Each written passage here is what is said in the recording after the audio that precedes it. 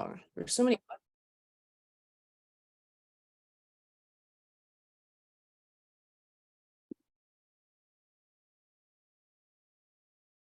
Hello, everyone.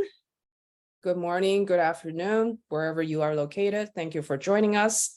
My name is Jenny Chen. I'm the founder and CEO for 3D Heals. You've seen me probably quite a few times.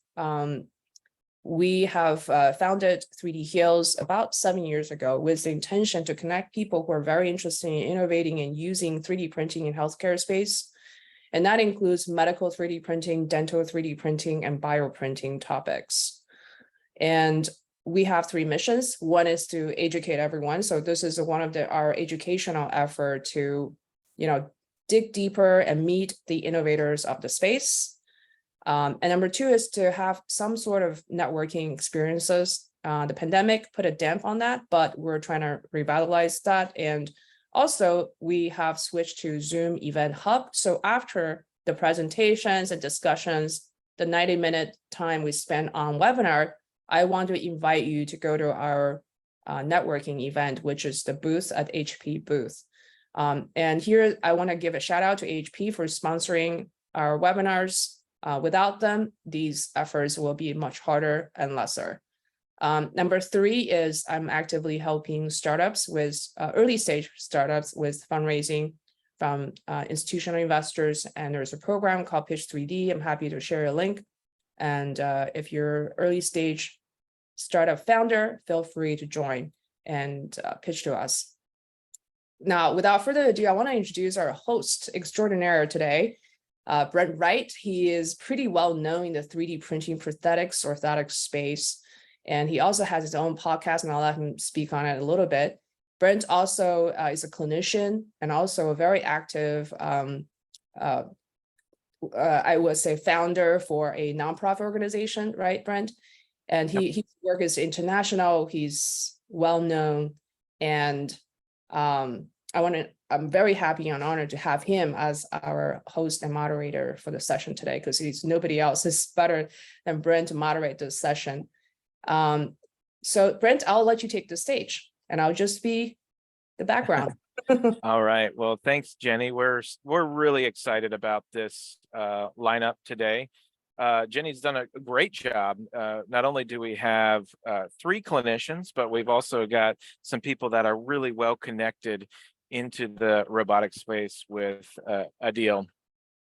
And so just a little bit about myself. I am a clinician. I really started my journey in 2014, 2015 in the FDM, and then went into the multi-jet fusion kind of 2018, 2019. My goal is to help people adopt the technology. I came from a background of really thinking that digital technology was a crutch for clinicians. And now my perspective has changed on that. And I'm really excited about hearing the perspectives of all the panelists today on this Zoom. So I'd like to introduce, let me just make sure. Jenny?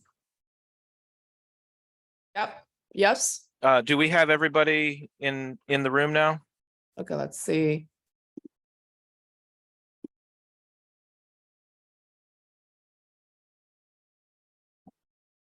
We have a new platform. It's really neat. We've got a backstage and a front stage, so we can make sure that everything goes smoothly.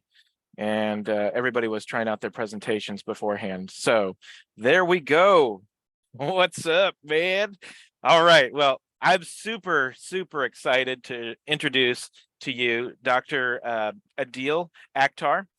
And I got to meet him at Rapid 3D, and I don't do a ton of upper extremity, but man, what you're doing is super cool. And seeing that hand in person, super fast. How crazy is that? And you are very animated, right? You are passionate about what you do, but I want to tell everybody that is genuine passion for not only the industry, but what you're working on. This hand is amazing. And one of the things that I love is that you're adopting a model that also iterates as you go. You have the opportunity to iterate to make it better as we go. And you're using 3D printing, additive manufacturing, and in various forms to make that happen. And so without further ado, Adil, thanks so much for being here. I could go on and on and on with all the other accolades and such, but and you're in San Diego as well, and I just love what you're doing. So I can't wait for you to share with this community what you're up to. Yeah, thank you, Brent, and thank you, Jenny, for inviting me and having this whole setup together. This is really awesome. There's some really huge heavy hitters in this space here, and Brent being one of them, and a lot of the other speakers too. So I'm honored to be among all of you guys to be talking about what we do. And so, as Brent was mentioning, so I'm the CEO and founder of Psionic, and we developed the Ability Hand, which I've got right over here. And so this is a bionic hand that is a replacement for a hand if you had an amputation or if you were born without a hand. And it's what we call in our industry a fully multi-articulated hand, meaning that each finger has its own motor and is independently able to move. So you can see all those different movements as I'm controlling it with these two buttons right over here. And so all 5 fingers can flex and extend, and the thumb rotates as well. And we've got different grips you can do on here. So for example, this is like what we call a key grip, or if you want to give someone a thumbs up, you can slide the thumb over, do a power grip. If you want more precision, we can do a pinch. And if you typically, the way these hands are controlled is that if you're missing your hand, you'd have 2 muscle sensors placed on your wrist flexor and your wrist extensor. So when you bend your wrist in, the hand would close. When you extend your wrist out, the hand would open. And depending on how hard you're flexing, so if I'm flexing lightly, I can actually control the speed of that too, right? So I can go slowly, or I can go very quickly as well. So that would be me flexing my muscles really quickly. You can do gestures, or if you had a rock concert, you can rock on. And then you saw the finger wave, which is one of our user favorites of the hand itself. And so we use a lot of 3D printed techniques in developing the Ability Hand, and that was one of the reasons why we were able to get a price point that Medicare would cover in the US, because we were leveraging the low cost of additive manufacturing when we started developing the hand. And one of the most salient things of that is actually our compliant finger mechanism. And so I've got an example of what one of the finger bones looks like that's inside each one of these fingers right over here. And so this finger bone, we actually FDM print these off of just like a standard, I think we're using a Maker Gear M2 right now that does dual heads. And so it's got 2 different materials that we use on here. One is a nylon and one is a TPU.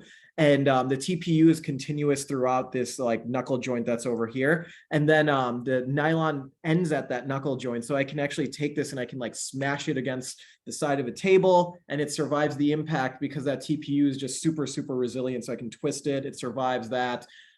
We've broken flaming boards with the hand. We've done push-ups on it. I've climbed to the roof of my house, dropped the hand 30 feet in the air, and it survived that. I've stepped on it. I've arm wrestled the para triathlete national champion and lost. And we wanted to make sure that this was going to be a super robust hand for our users, because the #1 complaint we found was that a lot of these super expensive hands that are $50,000 plus were breaking within weeks of users using them, because they would accidentally hit their hand against the side of a table. And we wanted to make sure that we could still build something with additive manufacturing that was going to be more robust than all of that. And so we'll take this bone and we'll actually put it inside of a 3D printed mold that looks like this. And so this will literally just fit directly inside of there. We close up the mold, we inject silicone over it, and then that's how we end up getting these fingers that are on here. So 3D printing has played a huge role in that. Around each one of the motors, we have a tough resin printed drivetrain case that we'll use inside the hand itself. Tough resin has been great for, like I said, for a lot of these impacts and shock resistance, so that we can survive throwing this on the ground and doing all these heavy duty tasks. Other things about this, so it's water resistant up to the wrist, so you can literally wash it the same way you would a natural hand. This is actual carbon fiber that's on here, so we'll reinforce the 3D printed palm with carbon fiber to make it super light and super strong. The hand itself weighs lighter than an average adult human hand, so it's about 490 to 500 grams. Average adult human hand is 520 grams. It's USB-C rechargeable, so the same way you plug in your phone, you can plug in your hand. You can also charge your phone from your hand too, so a superhuman ability that we like to give our users. And then it's also the first hand on the market to give users touch feedback. And so in the fingers in themselves, we've got 6 different touch sensors, and the users can feel that through vibration. We've got an API that allows the users to have brain implants to control the hand that way, or even feel from the fingers by stimulating their brain or their peripheral nerves or a webcam, etc. So that's kind of in a nutshell what we've been doing with the hand itself.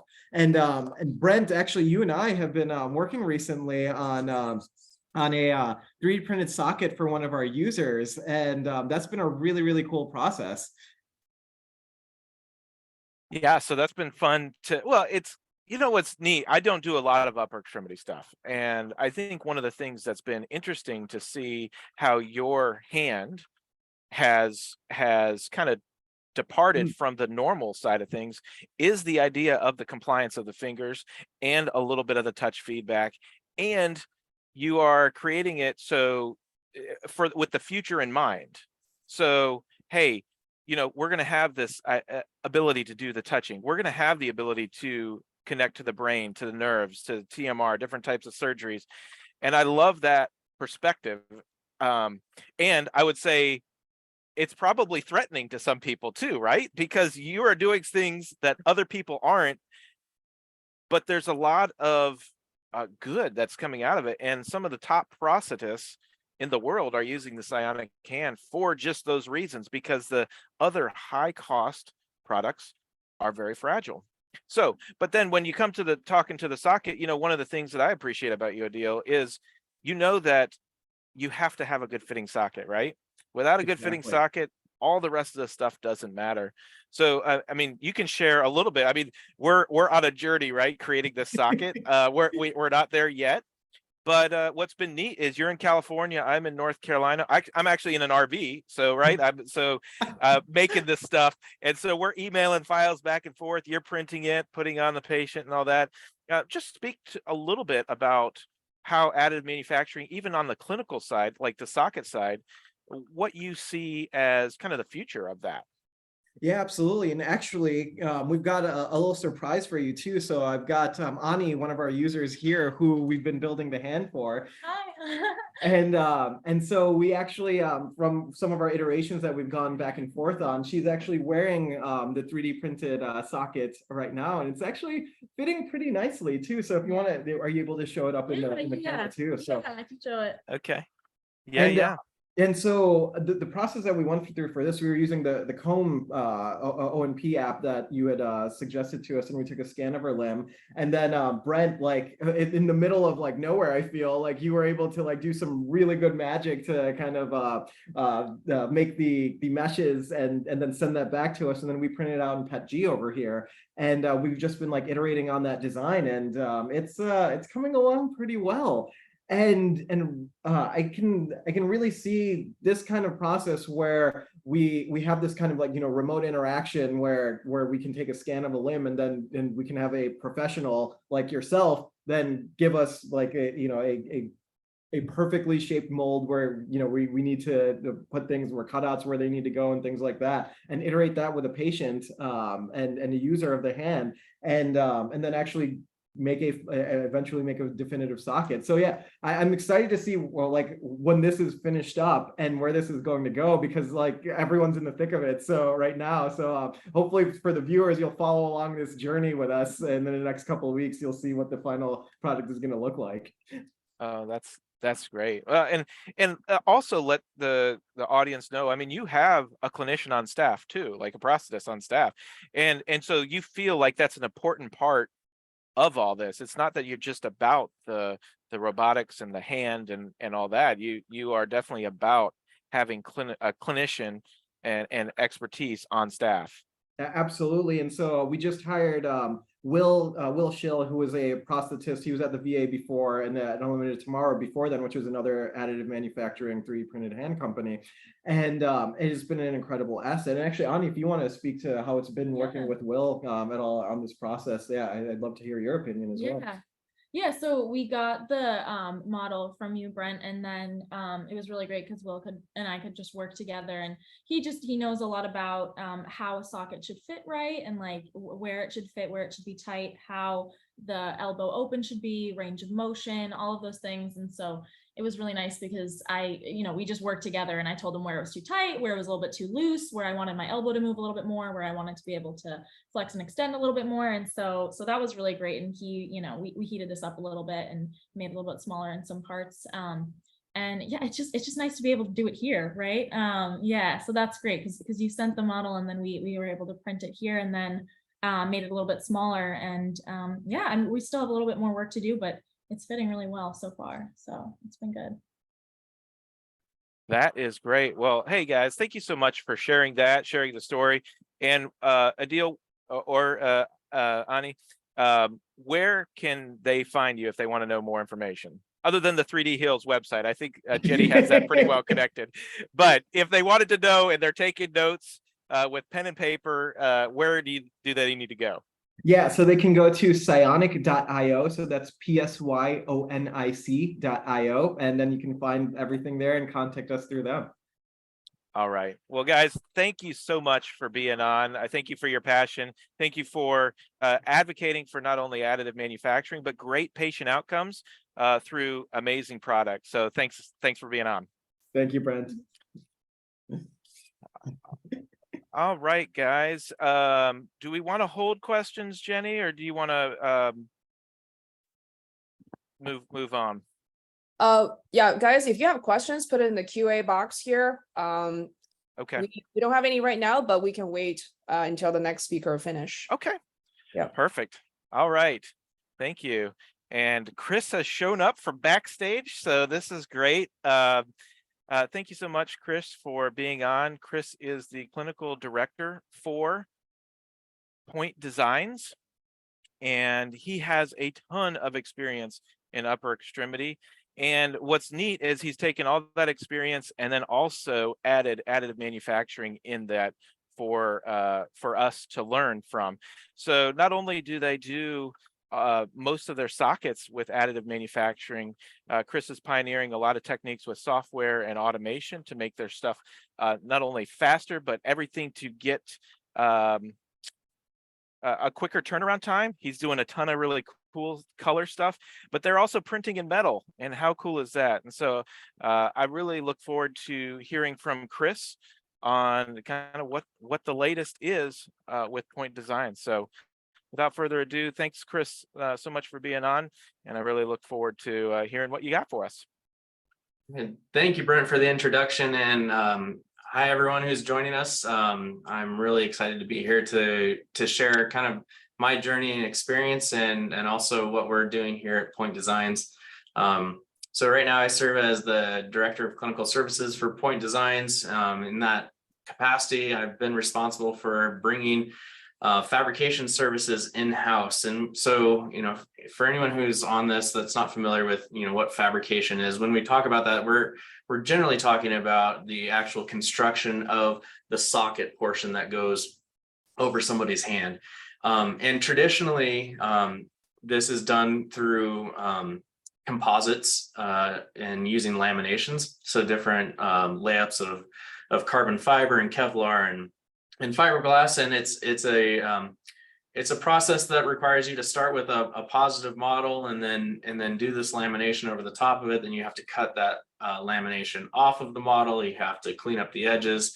There's a lot of waste involved in the process with materials. There's a lot of carbon fiber dust, which is hazardous to your health, and you got to make sure you have proper ventilation. And so it's really interesting to be able to utilize different manufacturing techniques that kind of mitigate some of these challenges. And so that's what additive manufacturing has done. So Brent, mentioned a little bit about my background.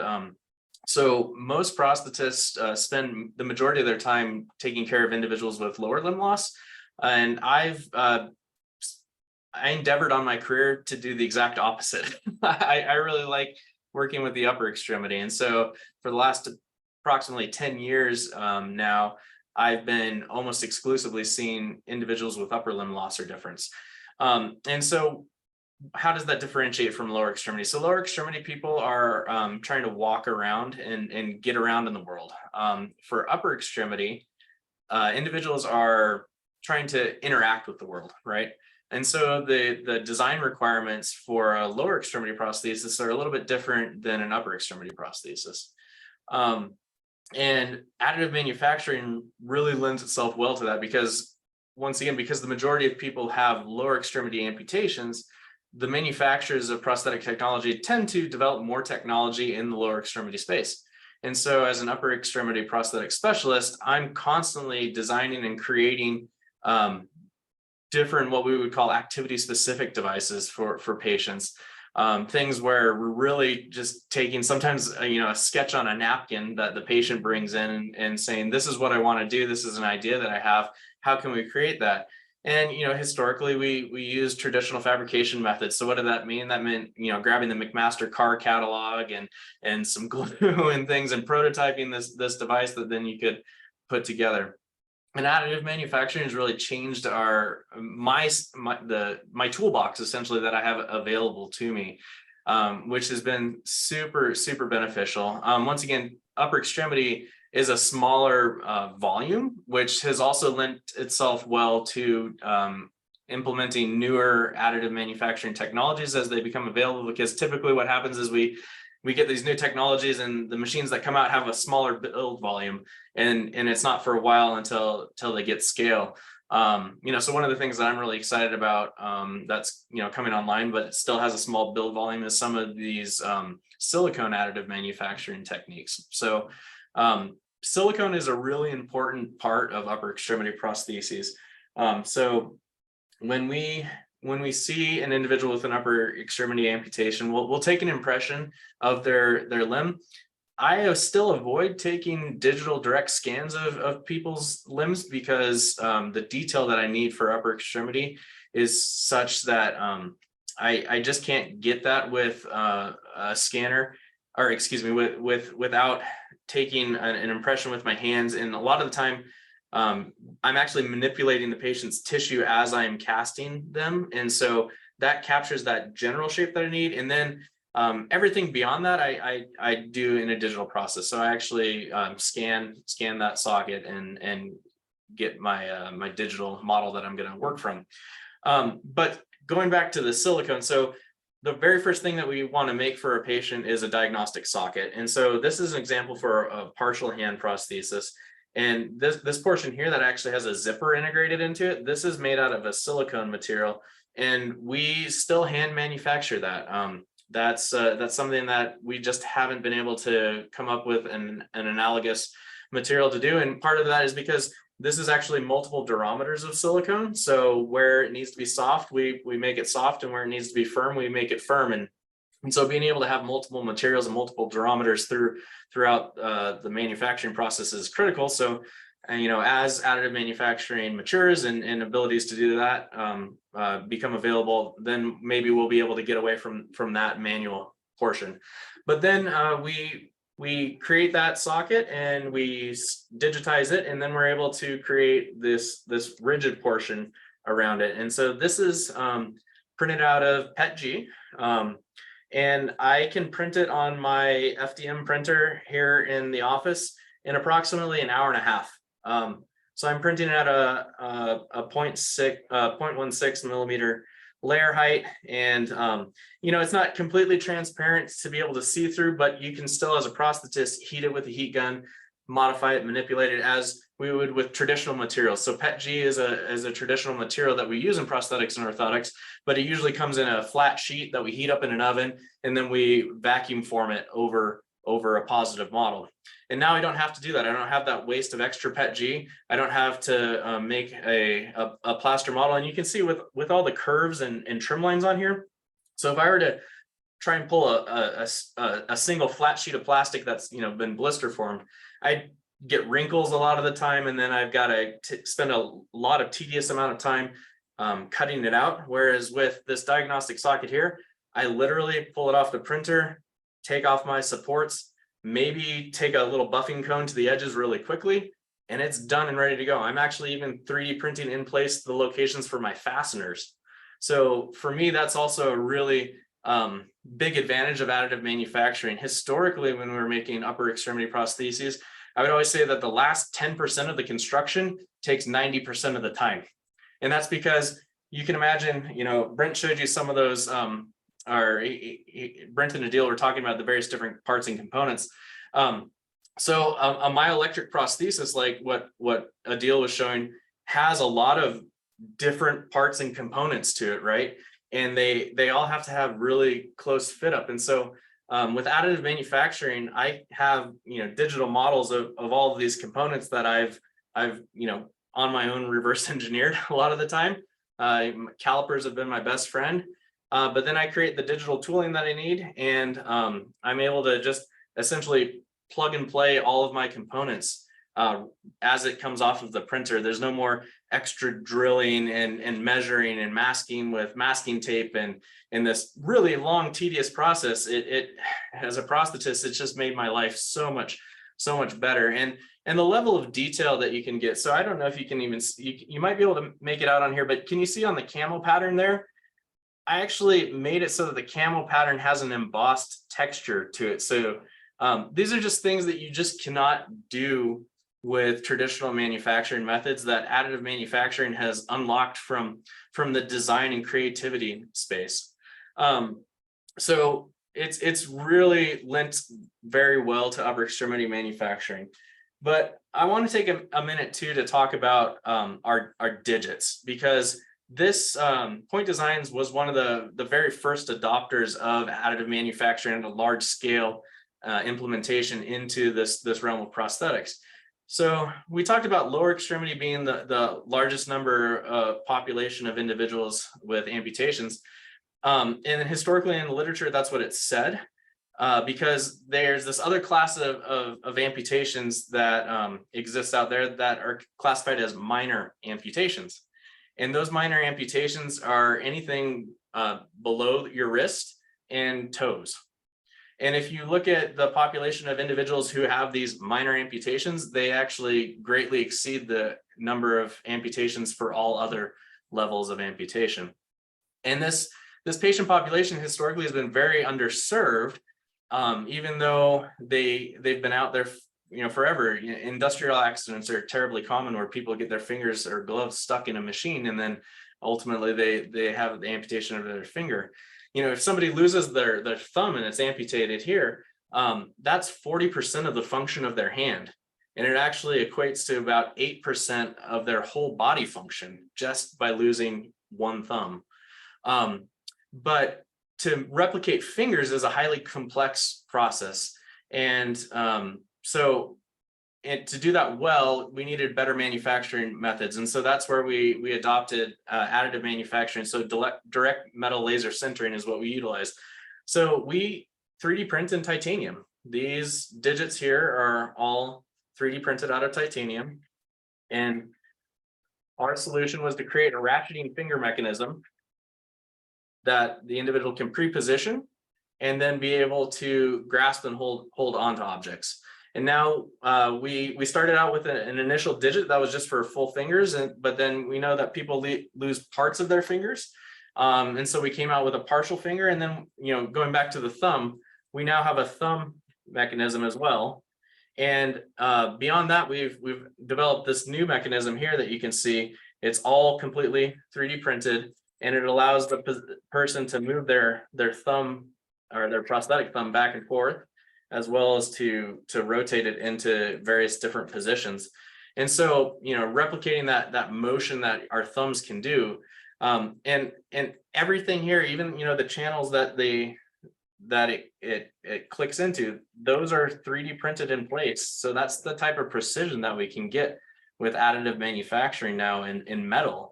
And so it creates a robust